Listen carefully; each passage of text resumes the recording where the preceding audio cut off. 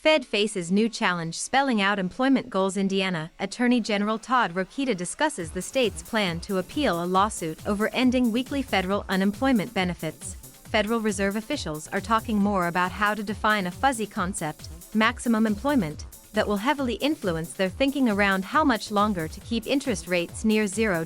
Favorable hiring conditions, as seen in record levels of job openings and job quitting, suggest job seekers should help the economy cover the considerable remaining ground to reach maximum employment, Fed Chairman Jerome Powell said in a speech Friday at the Kansas City Fed's annual Economic Policy Symposium.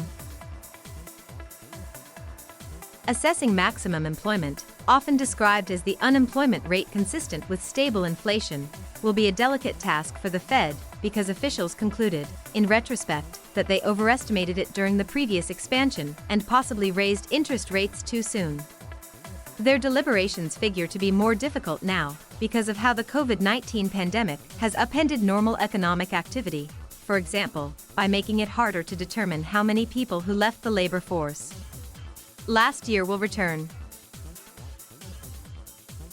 You still have the same challenge as last decade, in fact, a greater challenge, of determining what maximum employment looks like because of the immense disruption in the labor market, said Julia Coronado, an economist who participated in Friday's virtual presentations, where labor market dynamics were a major focus. Fed officials, investors and others will closely parse a Labor Department report to be released this week for details on workforce growth, unemployment and hiring in August, when the fast-spreading Delta variant of the COVID-19 virus cast new uncertainty over the economic outlook.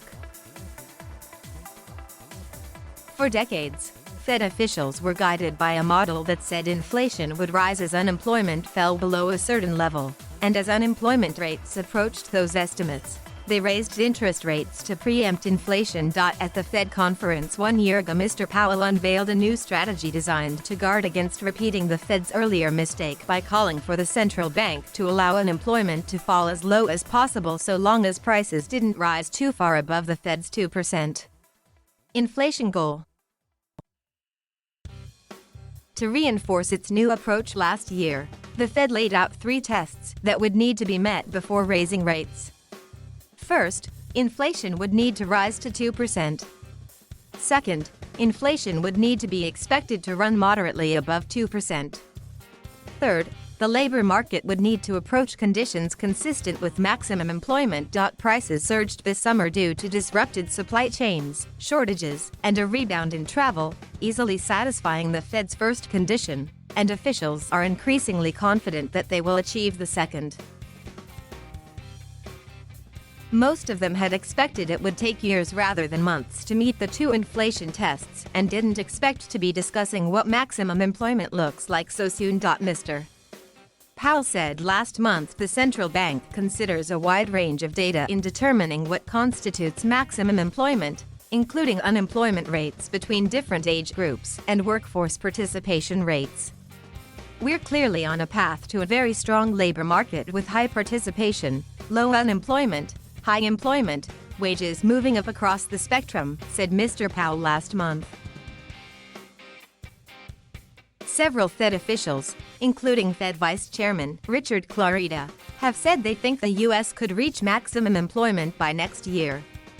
Treasury Secretary Janet Yellen, a former Fed chair, has a similar forecast. Mr. Clarida said in public remarks earlier this month he expected labor supply to increase this year as children return to in-person school, unemployment benefits expire, and concerns about the virus recede. But he also saw risks that workers won't return, which could lead employers to raise prices as they boost wages and the Fed to consider an earlier or faster pace of rate increases. We and my colleagues would have to study that very carefully if that plays out, he said. Former Chase chief economist Anthony Tan on high unemployment claims and the labor market recovery. In January 2020, before the pandemic hit the economy, inflation was running slightly below the Fed's target even though the unemployment rate had fallen to a half-century low of 3.5%, well below officials' estimates of maximum employment. In July of this year, the unemployment rate declined to 5.4%, from 5.9% in June. Mr. Powell said earlier this year the economy should be able to return to the unemployment rates that prevailed before the crisis, but he has shied away recently from suggesting that the U.S. can also return to the labor force participation rates it achieved before the crisis. Several Fed officials have cautioned in recent weeks that it may be difficult to return to pre-pandemic labor market conditions. Dallas Fed President Robert Kaplan, in a recent interview, said he thinks the U.S. has lost somewhere between 4 or 4.5 million workers due to retirements or increased caregiving demands. That has tightened the workforce faster than the headline numbers would suggest, he said. Mr. Kaplan thinks that could lead to more persistent price pressures as mid-size and small businesses, in particular, pass along rising wages. Employers' concern about having difficulty hiring workers at prevailing wages is not going to be a short-term thing. It's not going to get resolved in the fall, he said. Some business owners have found hiring so difficult that they have turned to automation and outsourcing as options to permanently reduce their reliance on American labor. Forever Floral Incorporated, which sells synthetic flowers, decided to hire around 10 workers in the U.S. instead of an earlier target of 100, after a staffing shortage in May cost the company Mother's Day sales, co-founder and interim chief executive Mehtab Vogel said.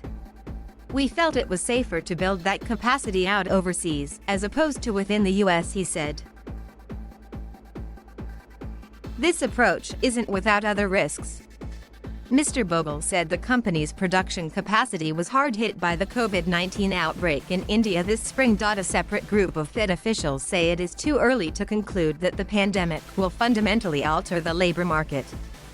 The current debates are similar to those that followed the 2007-09 recession, in which many economists argued that workers had lost skills and weren't likely to return to the labor force, said San Francisco Fed President Mary Daly in an interview earlier this month. Those people worried that falling unemployment would cause inflation to rise too much, and said the Fed should raise interest rates to prevent that from happening. Instead, as the labor market tightened, many people rejoined the workforce and inflation remained below 2%.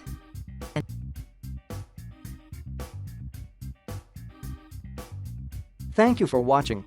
Please subscribe.